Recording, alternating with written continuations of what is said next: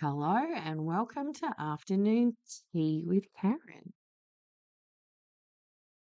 Yesterday, I was having a look around here at some things. This group, Just Equal, is a national lobby and advocacy group representing the interests and priorities of the LGBTIQA plus community. So I'm interested in the school thing. So we've just got to put up with me. We are disappointed in the ALRC inquiry. It did not cover faith-based hospitals, charities, and other services, but we hope this report will lay the foundations for the removal of their special exemptions as well. So it's like a template to take over the other things too. And this was all organised by the Attorney General, Mark Dreyfus, who featured in my previous thing.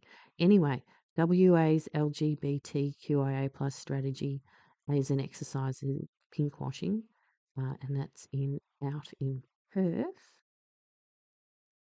So this is, back in December 23, renewed calls for an national LGBTIQA plus rights commissioner.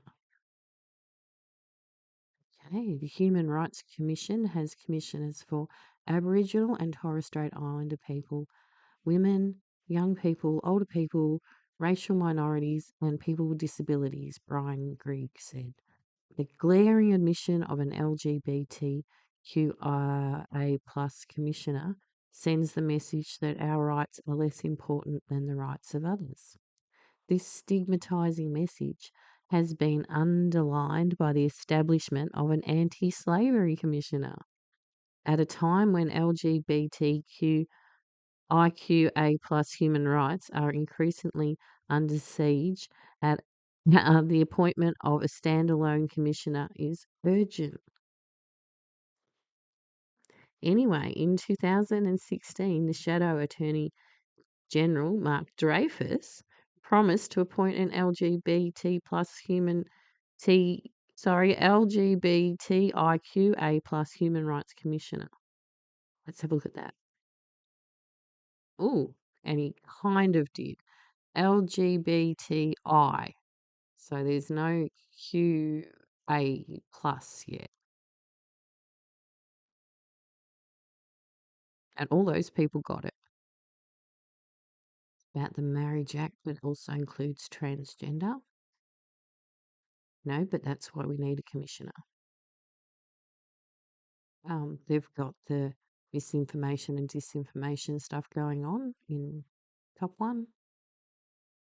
And this one call for Australian government to publicly condemn Ugandan anti-LGBTQA plus law.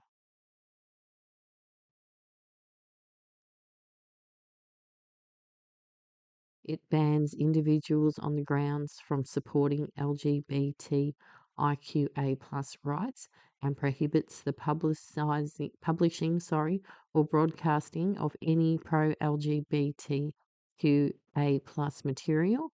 Breaking the law risks imprisonment or fines. Well, you get a year in prison for doing a Nazi salute in Australia, so I don't know what, anyway. Australia must also prepare to welcome LGBTIQA plus. Where are we? Ugandians as asylum seekers as a matter of urgency. Well, most people aren't gonna go, I'm gonna leave my family and run away with the organisation. I'll just stay where I am. Anyway. Uganda's constitutional court on Wednesday upheld one of the harshest anti-LGBTQ laws in the world. However, it struck down certain provisions it said were inconsistent with fundamental human rights. Under the Anti-Homosexuality Act, citizens had an obligation to report anyone they suspected of engaging in homosexuality. The court found that this requirement violated individual rights. Petition lawyer Nicholas Opio. The court today decided that it is legal and lawful to discriminate against LGBTI people. The court today decided that it is legal to exclude the LGBTI community from participating in the affairs of their country, simply on the basis of public sentiments and alleged cultural values. I think it's sad that the court could play to public sentiments and not apply the law. Activist Eric Ndabula. The ruling today was disappointing, that is for sure. But it does not make us lose hope.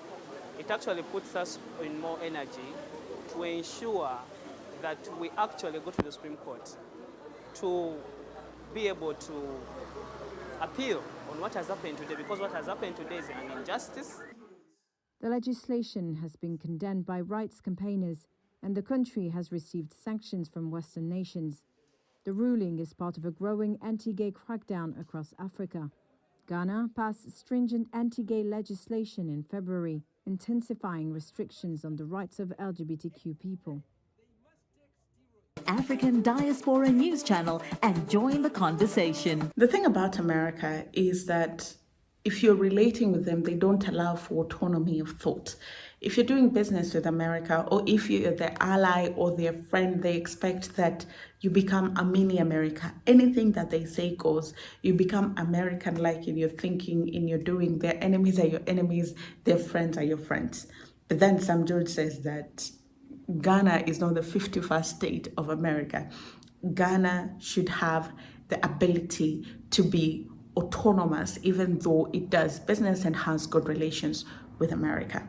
Hello there, how are you doing? Welcome to another episode of our conversations. My name is Indira Ganga. I'm a business journalist by profession and a digital content creator. I love coming on here and having a conversation with you guys about Black people, Africans, our empowerment, and how we can rise up and take our rightful place at the global stage. Connect with me on social media at Indira Ganga, or you can come over to my channel at New Dawn Africa, channel where I profile the continent through people, politics, and culture. Today, I want to talk about Sam George again. He's been on the news a lot more times than we were expecting because the anti-LGBTQ bill has passed. And this is a very controversial bill because the rest of the world is not comfortable with it. And when I say the rest of the world, I mean America. They've expressed their displeasure at this bill. But Sam George says, I don't care. Actually, I don't care about your feelings. I don't care that America feels sad. I don't care that America is disappointed in the bill. This is a Ghanaian bill. This is a bill that is going to be implemented in Ghana. It's going to affect Ghanaian lives. So what is the American interest here, you know?